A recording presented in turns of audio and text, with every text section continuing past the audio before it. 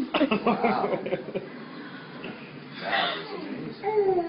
Say hi, kitty, kitty. Jack, look behind you. That's like almost not cool. That shit ain't funny.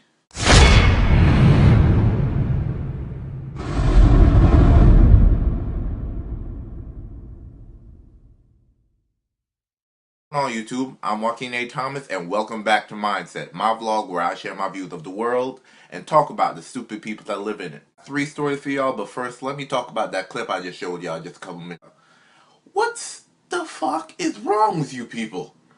Why would you put your small child in front of a glass where a lion is clearly trying to maul or eat your child and then laugh about it like it's cool? That shit's not cool. What if the glass wasn't secure and the glass broke or fell on the baby? Then you have either a smushed or eaten white baby. You never seen black people fuck with a lion like that? When we go to the zoo, we see a lion like, that shit looks dangerous. I'm gonna stay right here. That shit's gonna stay behind the glass. I'm gonna eat my $5 hot dog and drink my $2 drink and enjoy the motherfucking zoo. Cause we don't fuck with wild animals like that. I don't know what's wrong with y'all people and fucking wild animals. Black people, when we go to shit, we talk about shit just in case shit happens. We get prepared for just in case shit happens. Shit doesn't have to happen. We get prepared for shit that could happen. Y'all need to get prepared just in case shit happens. Want to hear a black conversation at the zoo? This is how it would go. Yo, what would you do if that glass broke, dude? I'll punch you in the face, knee you in the stomach, and run. Cause this shit's called survival of the fittest. You can't take a punch and kick. You ain't fit to survive. Plain and simple, motherfucker. How a black conversation happen. Cause that's how you find out how fucked up your friends are. Ask them a question. Yo, what would happen if? And see what their fucking response is. White people, you need to start preparing for shit. You need to go to events and look for all the exits. Stop fucking around. Y'all wonder why y'all the minorities in America nowadays. Not because we out fucking y'all. Because y'all acting stupid. You need to stop fucking around with y'all kids. You know that same couple dangling over the lion cage and say, it's okay, it's bamboo, it's one of the strongest woods in the world. It's okay. That shit ain't cool. That shit ain't cool at all. That shit ain't even cute. I was watching Good Morning America and they were talking about how cute that shit was. That shit ain't cute. And they fucking even dress him in zebra type colors so the lion could identify what the fuck he's like. Oh, that's a fucking baby zebra. I want to maul him right now. So let me stop talking shit about y'all before y'all fucking come and get me. So let me get into my 3 stories of the day. Okay, our first story is about Paul J. Berloni and Belinda Jean Berloni. And why are these 2 people in the news? Because they're better known as Grandma and Grandpa to a 7-year-old girl that they decide they wanted to give her Sunday drive to. Why is this a problem that the Grandma and Grandpa giving their 7-year-old daughter a Sunday drive in their SUV? Because they decided to do it in a very special way that cops didn't really like too much. The deputy told reporters he saw SUV pulling a Hot Wheels car with a little girl dressed in a bathing suit. This part.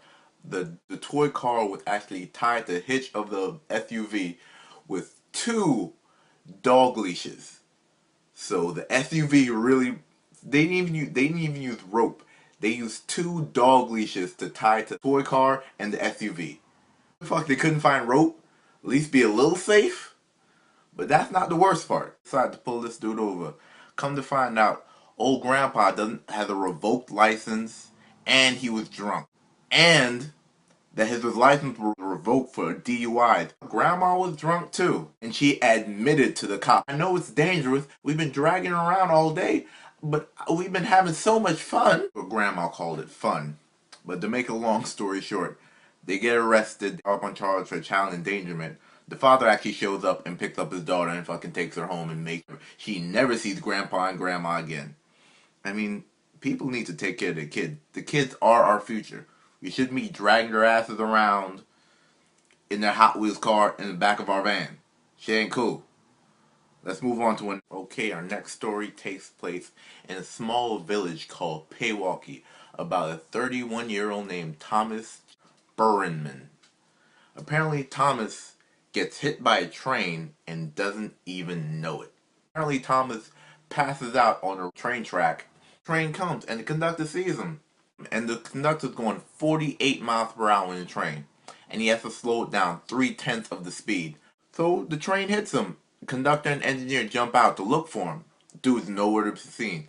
So the conductor to police saying, I hit a man with my train. I don't know where he is. So police starts looking for him, finds this dude in camouflage here, and the cop took severe injuries to his arm and his butt. And they try to get this dude some medical attention, but he refuses. That's how drunk he is. He's so drunk he still doesn't realize that he got hit by a fucking train.